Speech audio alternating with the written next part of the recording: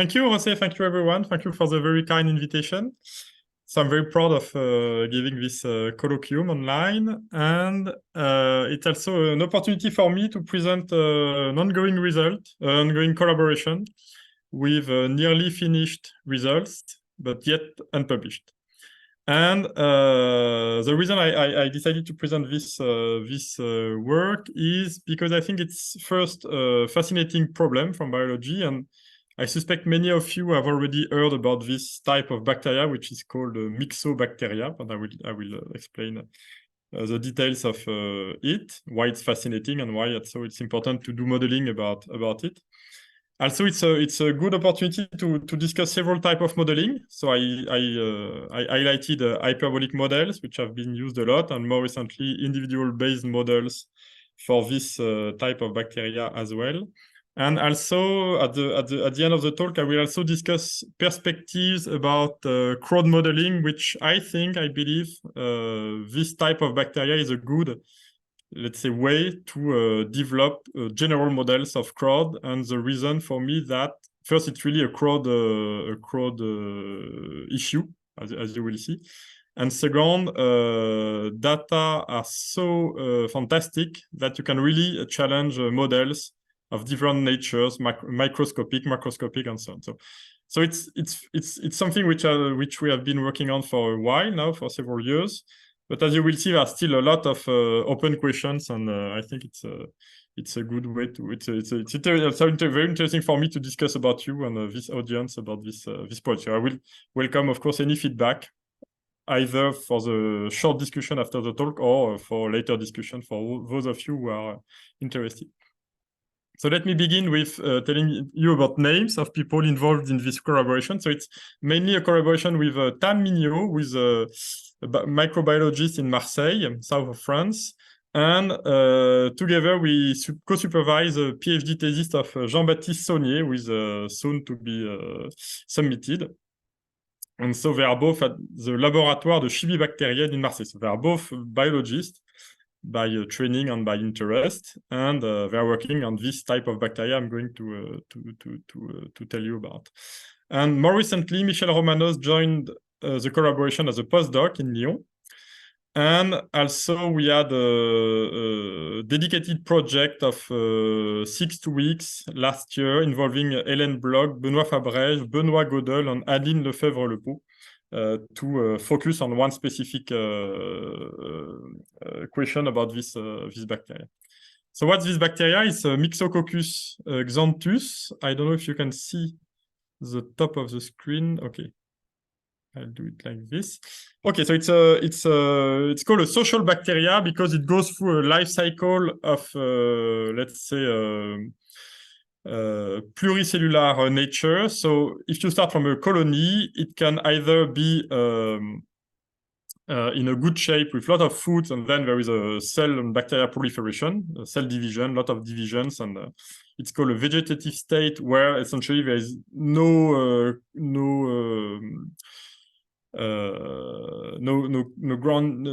clear interaction. Bacteria are dividing and proliferating, but it can also be in starvation with limited food or even no food at all, and then it will enter a complex cycle with a cell reorganization, spatial reorganization, cellular assemblies, and eventually cellular fructification, where you have a lot of cells which assemble, gather together, and they create some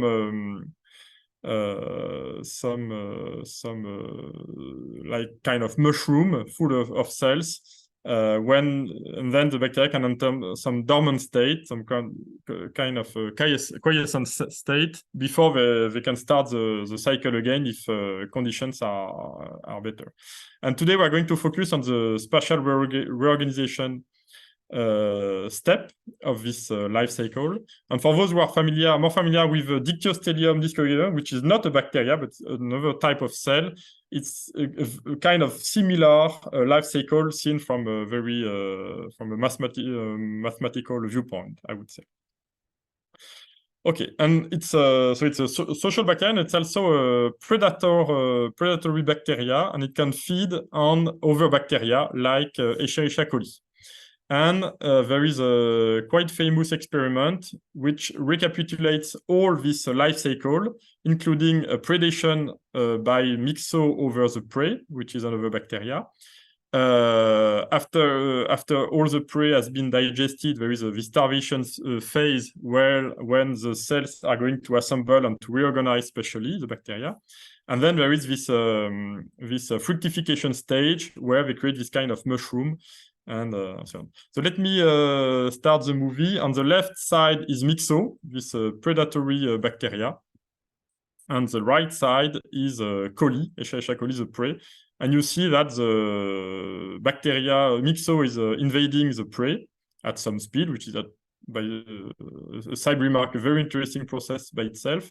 And then you see after the prey has been digested, at the back of the wave, you see other waves, like secondary waves, which are called ripples or accordion waves, because you see that the cell population at the macro scale is kind of oscillating like that. So you see those fascinating waves at a very large scale. And after a longer time, you can see these dots, holes in the density, which are this fructification, this kind of mushroom of bacteria. It's not a mushroom, but it's kind of this large assemblies of cells. Okay, so we are interested, as I said, into the today we are going to focus on the rippling phase, the ripples, the accordion phase, and try to understand how could this be. Okay. And so this is, let's say, the macroscopic scale, and in the lab of Tam Mignot, they have been developing an incredible experimental setup where they can view and record at the same time the macroscopic scale. So here you see the same, essentially the same experiment with myxo on the left side and coli on the right side, the two bacteria colonies.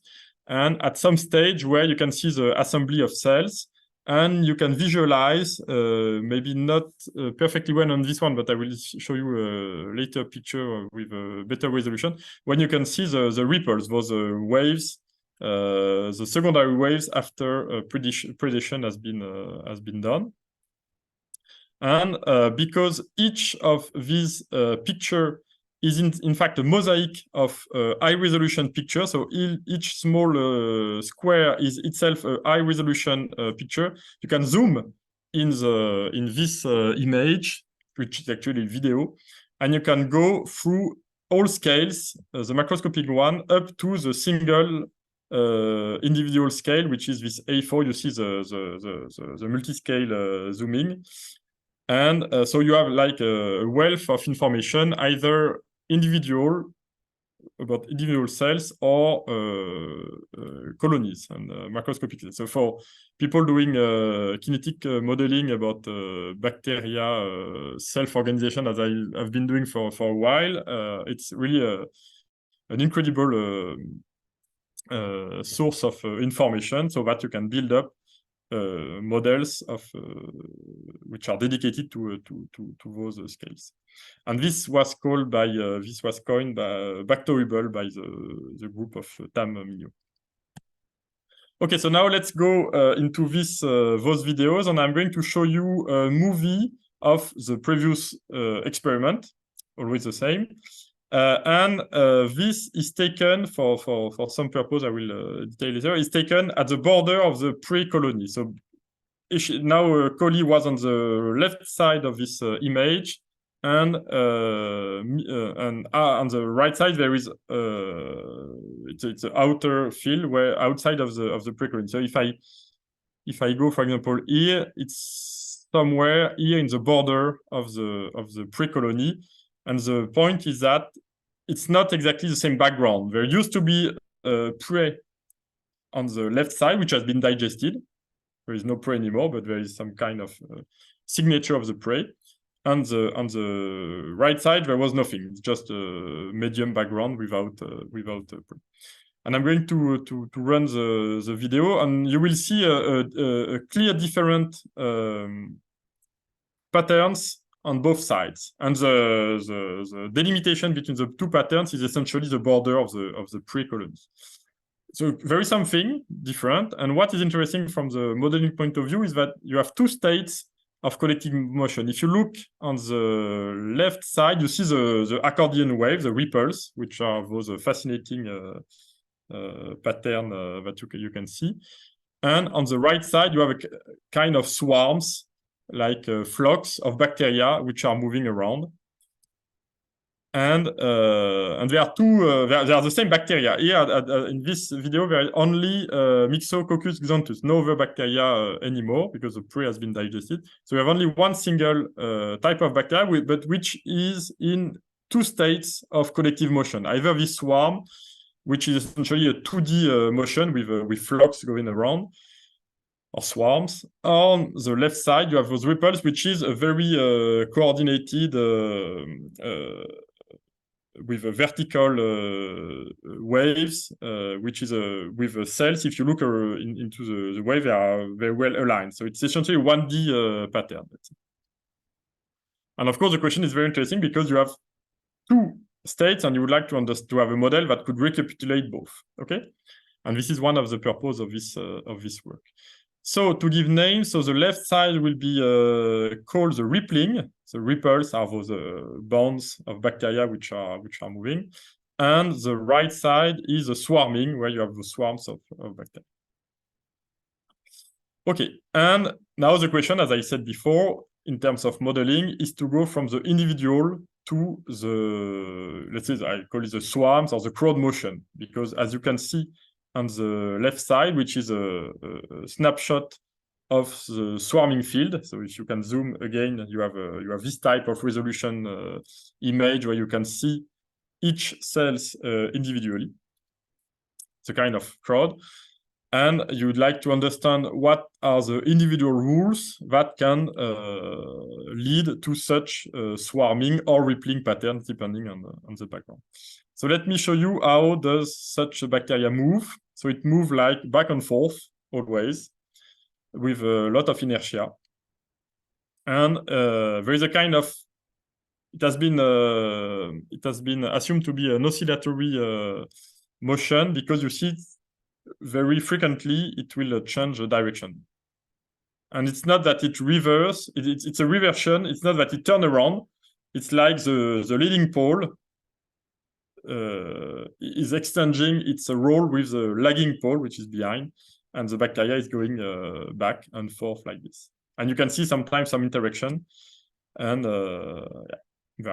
here is a second bacteria coming into the screen of view, and you can see that there is possible interaction. But this is essentially what is the motion of a bacteria. And in fact, if you go back to the rippling wave,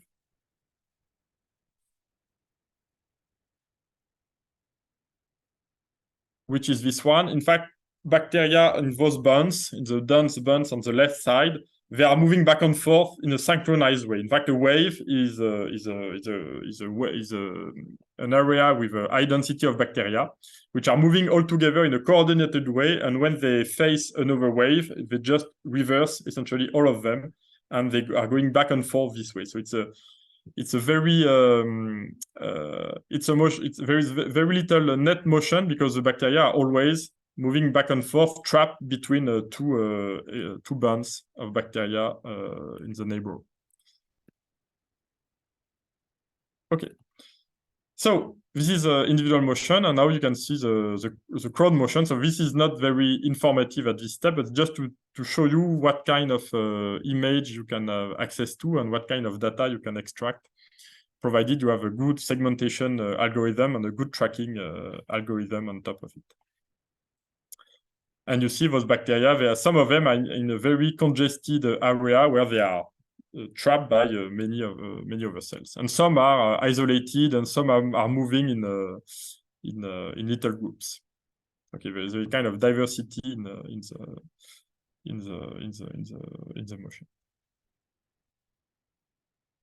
Okay, so what are we going to address? The questions first is to understand rippling. So as you will see, I will spent some time discussing state of the art. It has been a question for a while. And our contribution is to bring new, more recent, let's say recent biological insights. But the first question is about this rippling. How can this emerge in the starvation phase for this bacteria? And the second one, it's about this collective motion. Can you design a single model that will recapitulate both the swarming state and the rippling state, or or do you need some sense to assume that there is a transition in the bacterial rules of motion and, for example, by some genetic switch? And this has been proposed in the literature that the bacteria are not in the same state. They are able to read their environment and they switch genetically and they make some rippling or some swarming, depending on their state. But in fact, we are going to see that it's not necessary to assume such a genetic switch, and you can recapitulate both collective states by the same model, just changing the background in a way that I will detail later. Well, these are the main questions, and the methods are, on one side, PD modeling with a kinetic hyperbolic transport equation, which are now classical for bacteria. And so it's a question about pattern formation, and we are going to do some linear stability analysis. So I will skip most of the details of this linear stability analysis, which is the main analytic contribution of this presentation, but I will give you the method and the result, of course. And for the second part, so this is for the 1D problem, which is essentially the rippling case. And to understand what may happen in 2D, we are going to rely on data analysis and individual-based simulations, which, of course, are coming after the 1D case, where you have gained some information in the modeling of the 1D problem. Okay, so it's quite, I would say, classical in terms of modeling of collective motion. And so about state of the art, as I told you, there has been a lot of work about myxobacteria and focusing on this fascinating rippling phenomenon. And it started a little bit more than 2 decades ago. And for what I know about this state of art, there is essentially 2 types of PD models at the population level. So either models which are structured by phase, and I will give you details of that, or by age. There is little conceptual differences between the two, but I like to separate these 2 things, and they are essentially made by 2 different groups of people. And we are going to of course, to build on these models to contribute to this problem. And something I like to say before going into the details is that there are several problems about modeling of these bacteria, and we are going to focus on the reversal events. When, why, and how does bacteria reverse or decide to reverse? And there is another issue which is also, of course, very important, which has been a source of a lot of work, which is alignment. Because when cells, as we have been seeing on this video, when cells are moving in swarm, they are essentially aligned all together. So there are a lot of alignment processes. And there have been a lot of work also on the alignment model for myxobacteria, but I'm not going to comment on that. Of course, we are going to use this, but it's not the part where we have been doing some new contributions. So we will rely on classical tools to incorporate and to take into account cell body alignment. So the phase structure model have been proposed 2 decades ago by essentially Oleg Igoshin and his collaborators. And his collaborators are also biologists, and those people who have been describing rippling in the 90s. And they have been, of course, very naturally modeling out of this first description of rippling. And it's based on 2 equations at the individual level. which are translating to PD. I'm not going to write the PD now. I'm going to write a PD later, but for the moment, let's focus on the individual rules. So position is, as it's classical in kinetic model, just x dot equals to v, and there is some possible noise in the displacement. And v here is in 1D a constant, positive or negative. You assume that cells have their own machinery. There are some sort of caterpillar moving, as you see, with a lot of inertia. So we have some machinery to move on the substrate, and you can, in first approximation, assume that the velocity, the speed is constant, and then either in 1D, either they're moving to the right or to the left with constant velocity, and there is, as I say, possible noise. So this is, and at some point, as we saw, they change direction. This is a reversal. And in the phase structure model, they do so when some number, which is a phase, phi, is going to be at either 0 or pi. So omega phi is an angle in your circle. And starting from 0, you move. And when the phase is ending up at pi, you decide in the model that the beta is reversing. Okay, and then it starts a new cycle before the next reversion at 2 pi, and then again. So it's kind of an oscillatory view of the phase cycle that alternate between two directions, back and forth, depending on how you progress in the circle by this phase number. And omega is the speed of the phase displacement. Okay, so these are, so omega will be the speed, and phi again will be the phase of the cell, either moving to the left or to the right with some convention. And as I say, reversal happens when the bacteria reaches 0 or pi. And sorry, I'm trying to move that there. And there is, very importantly, there is a refractory period, which has been described a lot, which is in the gray area in this picture, during which the speed of the phase is constant. So there is some incompressible time during which the phase will just increase linearly and nothing will happen. So it's called refractory period because it's clear that whatever happens to the phase after this refractory period, during this refractory period, there is no possible reversal because, of course, you have not reached the end of the phase, but this will progress at a constant speed, omega, some omega 0 constant speed, so that there is no possible acceleration, and it will be some time that will be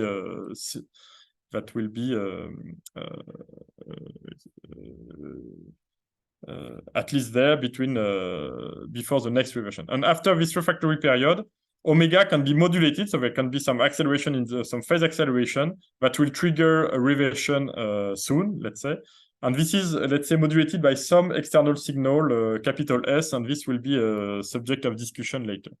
So this is phase structure model, an idea of an oscillator, and this oscillator, these oscillations between the two states, left and right, moving cells, are modulated by some signal S after the refractory period, which has always the same constant length.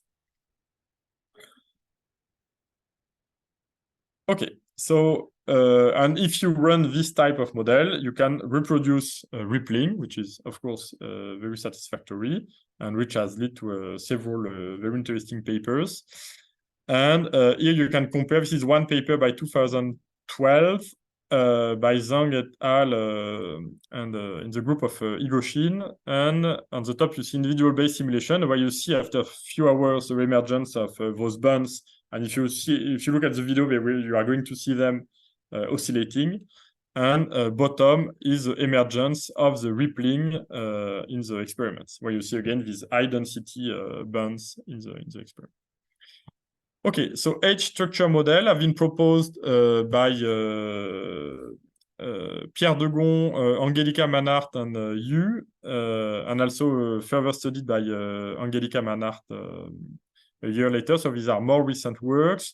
and they are inspired by modeling of neuron dynamics, where you can also have this refractory period, which is a key ingredient in MIXO modeling, during which there is no possible fire in the neuron modeling or no possible reversal in MIXO modeling. So in this case, you have also x dot equals to v, same thing. But now you don't rely on a phase, you rely on a number r, which is a time since last reversal. And this number is just time, so it's a kind of h, or it's a time, so it goes at speed 1. So by this r, you record the time since the last reversal.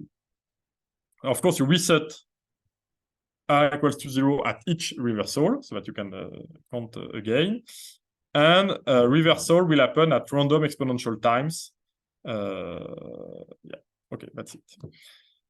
Again, there is a refractory period, capital R, during which there is no possible reversal. So R is starting at 0 after the previous reversal. There is some time, capital R, during which there is no possible reversal, the refractory period. And then the rate of reversal is not 0 after the refractory period, and it is modulated by, again, some external signal that is under question.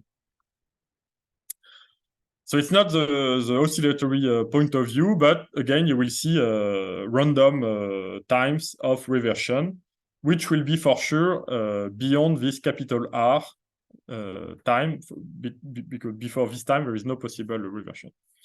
And in both papers, this model, this aging model, has been simplified into a two-age model, essentially two components, either in the refractory state, so you put all your cells into one compartment, let's say the refractory cells, and the cells beyond the refractory period that can reverse. And you have then a two-age model, and because you have two velocities, in fact, you have 4 PD in space, and those who are moving to the right, refractory, those who are moving to the right, willing to reverse, and vice versa. Okay, and this has been studied in particular in this paper by Manhart in a Journal of Mathematical Biology, where she addressed the question of stability analysis and rippling phenomenon.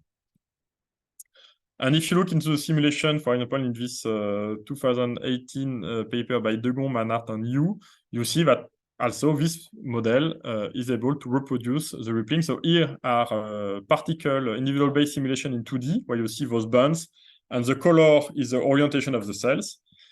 And on the right side, you see again the simulation of the individual based model. Or in the last bottom line, you see the model, the PD model, the one which has 2 age and 2 velocities, so 4 PDs. And you see a very good agreement, in this case, between the particle model and the PD model, which is a very good, it's very satisfactory. And you also a very good agreement with the experiments. Okay, but just let me stress one thing that is important for the discussion later, is that to see rippling emerging in those models, you need quite a strong nonlinearity in the feedback. So there is some signal that needs to feedback on the model. So it feedbacks either by accelerating the phase or by increasing the frequency of reversal after refractory period. And here you need some quite strong nonlinearity to see the rippling. Okay, so now let me discuss a little bit more about biology, and the question is, how does a cell reverse? And here we are going to have some recent input by the group of Tam Mignot and this paper in Nature Microbiology, who focused on the description through modeling of the event of reversal. How does it happen?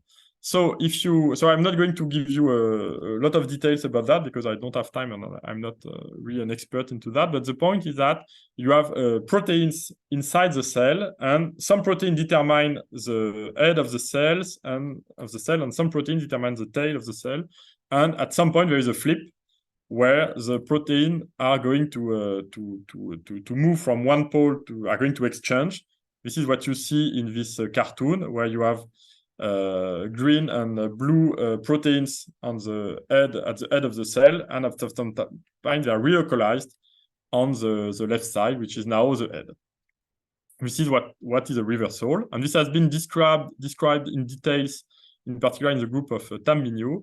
And what is interesting in this paper, they identified a new player, and this new player, the yellow one, which is a main result of this paper, has a very interesting consequence in terms of behavior, is that it means, if I try to summarize, from what I understand, it means that the refractory period is not a constant. It can be shortened, and actually it's subject to modulation. So you can put in your model the fact that the refractory period, capital R, itself is subject to modulation by some external signal. And this will be very important in the sequel. And another very recent preprint by Chen and Chen, where they model mechanotransduction, which also is something interesting for me to discuss later. And these are essentially what I have found in the literature. And the idea is that in this paper is that there is, I told you, a machinery for the cell motility, so it's advancing like a caterpillar in some sense. So it's anchoring some protein in the substrate, and they postulate that there is possibly a link between the how many and how those anchors are in the substrate and how reversal are orchestrated. There is possible some feedback between the mechanics of the cell motility, how it moves on the substrate, and the possibility of reversion, which for our question is very interesting. So why does a cell reverse? So this signal S I've been telling you about is quite mysterious actually, and there are several possible sources of interaction in the literature, but there is still a consensus about it. So historically, it was proposed that there is something called the C signal, the contact signal, which has been proposed as a candidate. And this is quite simple in idea, is that you have cells which are moving straight, and they present some signal at the head. And when they encounter a cell moving in the opposite direction with the head-to-head contact, they will have both expressed the signal on the receptor, and this will trigger reversal. The idea is that if you have two cells going in opposition, they will very likely reverse, which is what you observe in rippling. Actually, in rippling, you see those collective bands of cells that go back and forth and reverse when they come into contact with the next band. So in mathematical terms, this has been used a lot in many of the mathematical work have been discussed so far. The idea is that the rate of reversal of those particles, those cells moving to the right, call them N+, the density of cells moving to the right, the rate of reversal is controlled by the density of particles moving to the left, so in the opposite direction. And if you have more particles coming in the opposite direction, it will increase the rate of reversion. There has been some update, but with essentially in 2012, but with very similar mathematical conclusion. I'm not going to discuss further. It's the idea about another protein which is expressed in the signal transduction pathway of reversal. And as I told you, there's also the idea of mechanosensing that could be more than one you are anchoring your machinery on the substrate with a stiffer mechanics, then it can induce a reversion. But in this paper, the conclusion is very similar. So what are we going to do? We are going to, as I said, to question the emergence of rippling.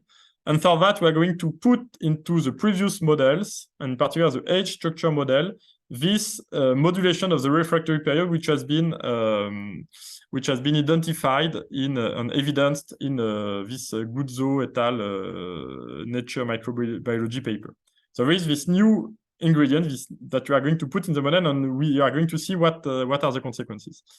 Then we are going to seek this signal, which again I told you is quite mysterious. And maybe I would like to say that the C signal, which has been so popular, actually might not be the correct one.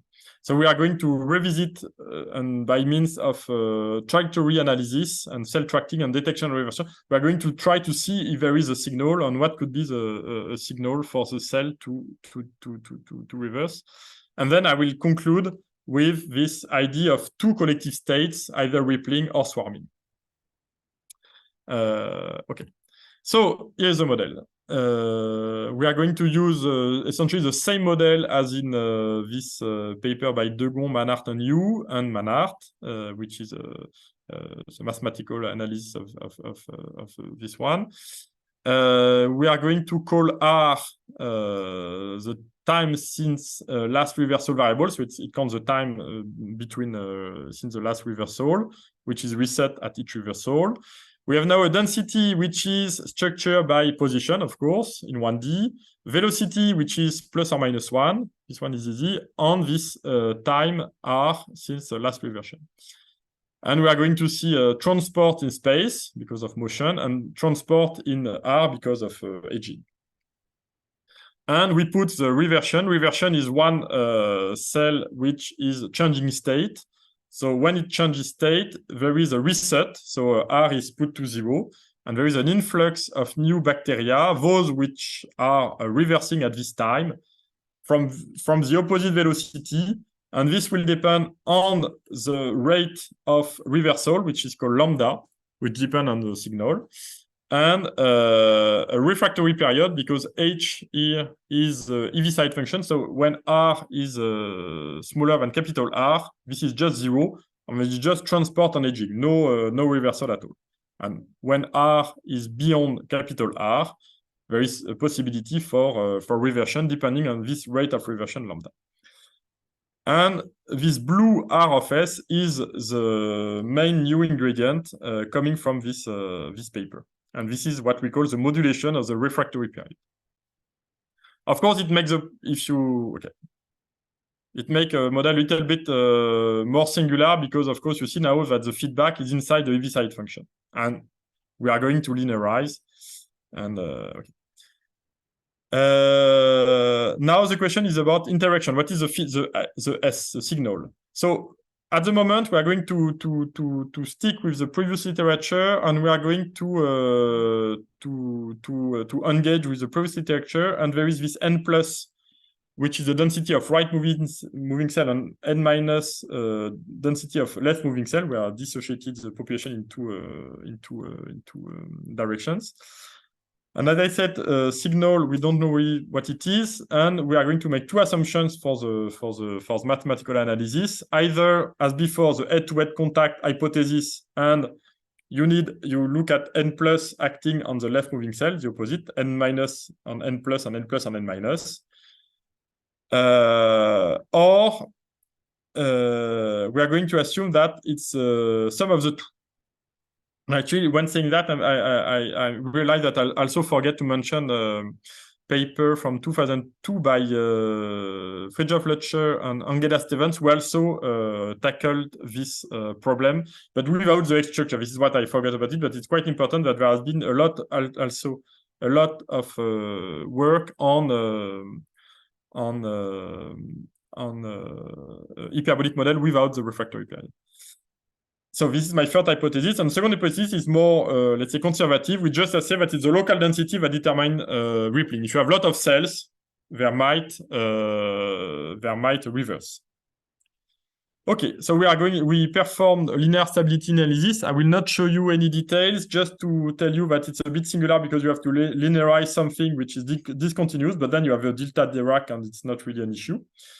And we looked at two cases, either the modulation of the reversal rate with constant refractory period, and we see what it does, what it gives, or a constant rate of reversal and modulation of the refractory period. So the idea is to see between these two mechanisms, these two feedback. It's not about the signal S, but it's where the feedback is going to act on the cell behavior.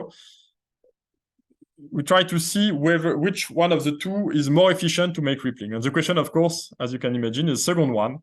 What we evidence is that the modulation of the refractory period is very, very efficient to create rippling, and you don't need a very strong nonlinearity. Actually, the nonlinearity, in some sense, is encoded into this EV side, which by itself is a kind of strong nonlinearity, but it makes sense. And just in details, you have a feedback which is scalar. You can reduce to a pair of dispersion relation, but because of delays, they are transcendental, which is not so, of course, easy to handle analytically. So we relied on numerics at some point. And here is the, let's say, the bifurcation analysis in some sense.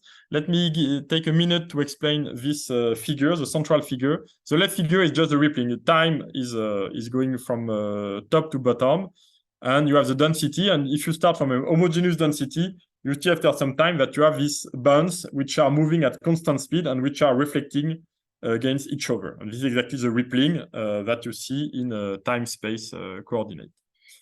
So what is this central picture? Central picture, you have two reduced parameters in your analysis, okay? And depending on these two parameters, you have stability or instability. As I told you, there are two mechanisms. We are looking either on the signal n plus n minus or the head-to-head contact. These are two colors, but it does not change very much. So here it's not so important what kind of signal you put. What you see is that in the parameter space, you have either instability when it's colored or stability when it's white. And now, if you look at either the lambda or the R hypothesis, either they modulate the frequency or the refractory period, what you see is that you will not have the same bifurcation curve, and here each curve is when you are moving one bifurcation parameter. And if you look at the first hypothesis, the lambda hypothesis, what you see is that there could be some instability for very large non-linearity. This is a kind of nonlinear feedback. There is possibly non-linearity, but you need a strong feedback. If you look at the other hypothesis, it's much easier to enter the instability zone, and in this case, you will see the rippling, because this colored area is essentially rippling. You will see the rippling much easily. And let me show you the 1D simulation. When you start, you should look at the blue curve. The blue curve is the cell density, so the sum of the two, and you will see after some time a synchronization of your population, where cells are going to move in bands from left to right and vice versa, and they are going to collide and to reflect into each other. So essentially the same as before. There is no much difference between with respect to the previous work, and you see after some time a perfect synchronization. But what is important for us to stress is that this the rippling is facilitated by the modulation of the refractory period, which is a key message for us. Then for the signal, we have tried to forget about previous iteration, in some sense, not completely forget, try to revisit it.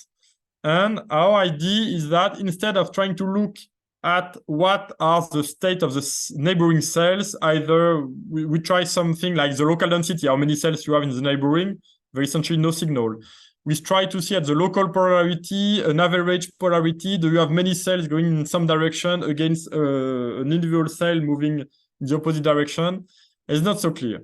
And we try to forget about the neighbor, and we just looked at one cell from the point of view of one cell, and we measured for all cells how much they deviate from the cell body orientation. So it's an idea coming from crowd modeling with a contact base. So you have individuals here which are grains, which try to escape a room.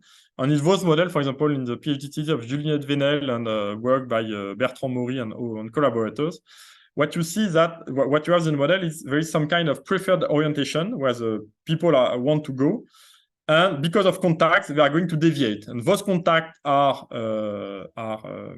kind of congestion. And this will impact the motion of individuals. And here we try to do the same, to look at the data and to look how much cell deviates from their body orientation. And this deviation for us would be a kind of insight or signature of congestion, or what we call a frustration. So frustration for us is whether a cell cannot move forward, because I told you there's kind of caterpillar. If you leave it free, it will move forward. And if you observe that a cell is not moving forward because it belongs to a swarm, or it has encountered another big swarm moving in opposite direction, we measured for all cells, the deviation observed between the real velocity of the cell, which we call VOPS, the observation speed of the cell, and the cell predicted by the free motion. And what we did in details is we measured that randomly along the cell trajectory, and we compared this sampling of measure with the frustration at reversal. And what we observed is that it's very likely that a cell will be more frustrated than average at reversal. So this is an indication that it could be that the cell, when they are frustrated because they cannot move forward, they just reverse. And this is linked in some sense to the mechanotransduction hypothesis, which has been modeled recently, where it's really the motor mechanism that feedback on the cell reversion. Okay, and if you put that into the model, it works. So in some sense, it's in between the local density and the cell polarity hypothesis, because it does not only look at neighboring cell, because then it will be a kind of proxy for all the configuration around, because again, if you have a big pack of cell going against you, that will of course frustrate you and your neighbors. But this seems to be a good proxy, because we put that in a kind of cell contact model, and we observed rippling. So the top line are experiments, and on the right side is the density of cell. You see the cells, and on the right side you can see the 1D what's called a chemograph, the time-space visualization, and you can see a trajectory. So this is where you see that the cells are going back and forth in those waves. They are flipping. If you look at the trajectory, it's really trapped between two waves. Sometimes you see one cell that go through another wave, but it's essentially this back and forth motion that you see there. And these are the simulations based on what I've been telling you so far. And what is nice is that this simulation, they reproduce qualitative features, the statistics that you have in the experiment. And here again, top line is experiment, and bottom line are simulation. And now I'm adding a new thing, I'm going back to the swarming. So the left is rippling field, and the right is the swarming field. You see that it's not the same statistics in the data, because in the rippling field, you have this enrichment, whereas you have a second mode in the distribution, which is the rippling. You see a synchronization of your population around 4 minutes. This is the period of the oscillation. And this, you don't see it in the swarming, because swarming is a disorganized motion of the swarm moving all around, and you don't have that. And if you look at the simulation, you see qualitatively the same enrichment of